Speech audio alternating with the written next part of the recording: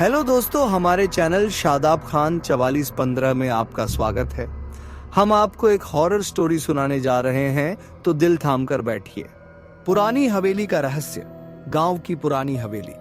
उत्तर प्रदेश के छोटे से गांव रामपुर में एक पुरानी हवेली थी जो सुनसान खेतों के बीच खड़ी थी। हवेली को देखकर ऐसा लगता था मानो समय ने इसे ठुकरा दिया हो। दीवारों पर उगी काई, जर्जर दरवाजे, टूटी खिड़कियां और हर तरफ फैली वीरानी इसे भयावह बनाती थी। गांव के बुजुर्ग कहते थे कि यह हवेली कभी गांव के सबसे अमीर जमींदार जगत सिंह की थी। हवेली में उनकी बेटी सावित्री रहती थी, जिसे गांव की सबसे सुंदर और पढ़ी लिखी लड़की कहा जाता था। लेकिन सावित्री की शादी के बाद से हवेली पर मुसीबतों का साया पड़ा। गांव वाले कहते थे कि सावित्री की आत्मा अभी भी हवेली में भटकती है। रवि, जो शहर में पढ़ाई कर रहा था, सर्दियों की छुट्टियों में गांव आया। वह तर्कवादी था और भूत प्रेत की बातों पर यकीन नहीं करता था। एक दिन जब उसने हवेली के बारे में सुना तो वह चौंक गया। भला यह सब पुराने अंधविश्वास हैं? उसने अपने दोस्त करण और प्रिया से कहा, हमें खुद जाकर देखना चाहिए। करण और प्रिया दोनों रवि के अच्छे दोस्त थे। प्रिया को डर लग रहा था, लेकिन कर्ण इस रोमांचक अनुभव के लिए उत्साहित था।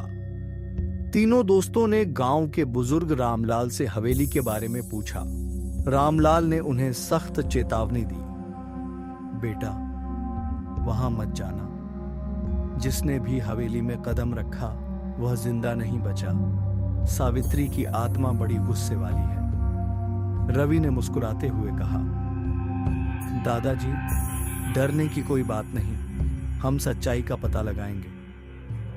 रामलाल ने सिर हिलाया और कहा, ठीक है, पर रात के बाद वहां मत रुकना। अगले दिन तीनों दोस्त दिन के उजाले में हवेली के पास पहुंचे। हवेली के पास पहुंचते ही चारों तरफ सन्नाटा छा गया। खेतों में काम कर रहे किसान भी उन्हें देखकर चौंक गए। हवेली के बड़े लोहे के गेट पर जंग लगी थी। दरवाजे के ऊपर एक टूटा हुआ बोर्ड लटक रहा था जिस पर लिखा था, सावधान, अंदर जाना मना है। कर्ण ने दरवाजा धकेला। दरवाजा धीरे धीरे चरमराते हुए खुला। तीनों ने अंदर कदम रखा।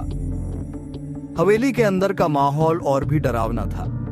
हर तरफ धूल और मकड़ी के जाले फैले हुए थे। एक कोने में पुराने फर्नीचर का ढेर पड़ा था। दीवारों पर अजीब और गरीब निशान थे, जैसे किसी ने नाखूनों से खरोंचा हो।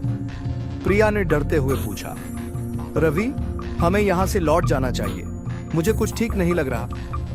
रवि ने मजाक में कहा, अरे, भूत प्रेत कुछ नहीं होते, यह सब मन का वहम है। जैसे ही वे आगे बढ़े, उन्हें एक कमरा दिखा। कमरे के बीचों बीच एक झूला था जो खुद हिल रहा था। कर्ण ने झूले की फोटो खींची, लेकिन फोटो में झूले के पास एक सफेद साड़ी पहने औरत की परछाई दिखी। कर्ण घबरा गया और बोला, यह कैसे हो सकता है? तीनों ने फैसला किया कि वे रात में हवेली में रुककर सबूत इकट्ठा करेंगे। उन्होंने गांव से टॉर्च, कैमरे और खाना लाकर एक कमरे में डेरा डाला। रात जैसे जैसे गहराती गई, हवेली का माहौल और भी डरावना होता गया। आधी रात को अचानक उन्हें किसी के रोने की आवाज सुनाई दी। आवाज इतनी दर्द भरी थी कि प्रिया की आंखों में आंसू आ गए। कर्ण ने साहस दिखाते हुए आवाज की दिशा में जाने का फैसला किया। वे तीनों एक बंद कमरे के पास पहुंचे जहां से आवाज आ रही थी। रवि ने दरवाजा खोला, लेकिन अंदर कोई नहीं था। अचानक कमरे में हवा का एक झोंका आया और दरवाजा अपने आप बंद हो गया। कमरे की अलमारी में उन्हें एक पुरानी डायरी मिली। डायरी पर सावित्री का नाम लिखा था। उन्होंने इसे खोलकर पढ़ा। डायरी के पहले पन्ने पर लिखा था, यह मेरी आखिरी कहानी है। अगर कोई इसे पढ़ रहा है तो कृपया मुझे न्याय दिलाए। पन्ने पलटते हुए प्रिया की उंगलियां कांप रही थीं। कर्ण ने धीरे से टॉर्च की रोशनी डायरी पर डाली।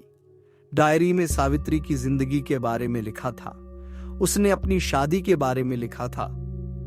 पिता ने मेरी शादी गांव के सबसे ताकतवर जमींदार विक्रम सिंह से तय कर दी थी। उन्होंने मुझसे वादा किया था कि वह मुझे खुश रखेंगे। पर शादी के बाद मेरी जिंदगी एक नर्क बन गई। विक्रम ने मुझे हमेशा तिरस्कृत किया।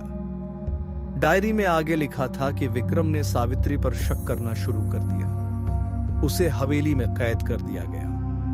एक दिन विक्रम ने सावित्री को तहखाने में बंद कर दिया और उसे वहीं मरने के लिए छोड़ दिया। डायरी के आखिरी पन्ने पर लिखा था, अगर मेरी आत्मा इस दुनिया में भटक रही है तो यह केवल न्याय के लिए है। जो मेरे साथ हुआ उसकी सच्चाई सबके सामने आनी चाहिए। डायरी पढ़ते पढ़ते प्रिया रो पड़ी। रवि ने डायरी को जोर से बंद किया और कहा, हमें तहखाने में जाना होगा, वहां जरूर कुछ छिपा है। तहखाने का दरवाजा भारी और जंग लगा हुआ था। तीनों ने मिलकर दरवाजे को धक्का दिया। अंदर अंधेरा और सड़ांत थी।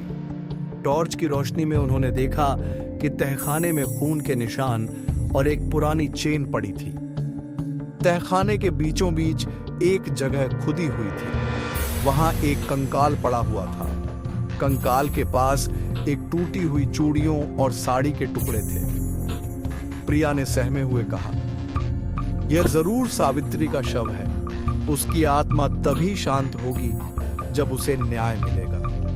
तभी हवा में हलचल हुई और कमरे में अजीब सी आवाजें गूंजने लगी। एक धीमी पर दर्द भरी आवाज आई, मुझे न्याय चाहिए, न्याय। तहखाने में अजीब घटनाएं शुरू हो गईं। कर्ण ने देखा कि दीवारों पर खून से न्याय लिखा हुआ था। रवि ने महसूस किया कि कोई उसे पीछे से खींच रहा है। डर के मारे तीनों दौड़कर बाहर निकले। रवि ने कहा, हमें सावित्री की आत्मा की बात माननी होगी। जब तक उसके हत्यारे को सजा नहीं मिलेगी, यह सब खत्म नहीं होगा। गांव लौटकर उन्होंने डायरी और तहखाने की तस्वीरें गांव के मुखिया को दिखाई। मुखिया ने बताया कि विक्रम सिंह के वंशज अब भी गांव में रहते हैं और हवेली की सारी संपत्ति उनके नाम है। विक्रम सिंह का पोता राघव सिंह अब हवेली का मालिक था। वह एक लालची और निर्दयी व्यक्ति था जिसे केवल अपनी संपत्ति की चिंता थी। रवि और उसके दोस्तों ने राघव से मिलने की कोशिश की, लेकिन उसने उन्हें भगा दिया। प्रिया ने सुझाव दिया कि उन्हें पुलिस के पास जाना चाहिए, लेकिन गांव वाले डरते थे कि राघव उन्हें नुकसान पहुंचा सकता है। रवि ने ठान लिया कि वह सावित्री को न्याय दिलाकर रहेगा। उसने डायरी और तहखाने की तस्वीरें पुलिस को दिखाईं। पुलिस ने तहखाने की खुदाई करवाई और कंकाल के साथ सावित्री की पहचान की पुष्टि हुई। राघव सिंह को गिरफ्तार कर लिया गया। पुलिस ने यह भी खुलासा किया कि राघव और उसके पूर्वजों ने हवेली में कई अपराध किए थे। गांव वालों ने राहत की सांस ली। राघव की गिरफ्तारी के बाद रवि और उसके दोस्तों ने सावित्री के कंकाल का विधिपूर्वक अंतिम संस्कार किया। जैसे ही अग्नि प्रज्वलित हुई, हवेली में शांति छा गई। तीनों ने महसूस किया कि अब वहां कोई अजीब आवाजें नहीं थीं। सावित्री की आत्मा मुक्त हो चुकी थी। गांव वालों ने हवेली को एक स्मारक में बदलने का फैसला किया। हवेली अब डर का प्रतीक नहीं, बल्कि न्याय और साहस का प्रतीक बन गई। रवि, कर्ण और प्रिया ने एक बड़ा काम करके गांव का नाम रोशन किया। उनकी कहानी सुनकर लोग समझ गए कि हर डर के पीछे एक सच होता है, जिसे उजागर करना जरूरी है। अंतिम संदेश। यह कहानी हमें सिखाती है कि सच्चाई का सामना करने के लिए साहस की जरूरत होती है। भले ही रास्ता कठिन हो, लेकिन न्याय हमेशा अंधकार को हराता है। अगर आपको ये हॉरर स्टोरी अच्छी लगी हो तो आप हमारे चैनल को सब्सक्राइब कर लीजिए। हम आपके लिए ऐसी ही और हॉरर स्टोरी लाते रहेंगे। धन्यवाद।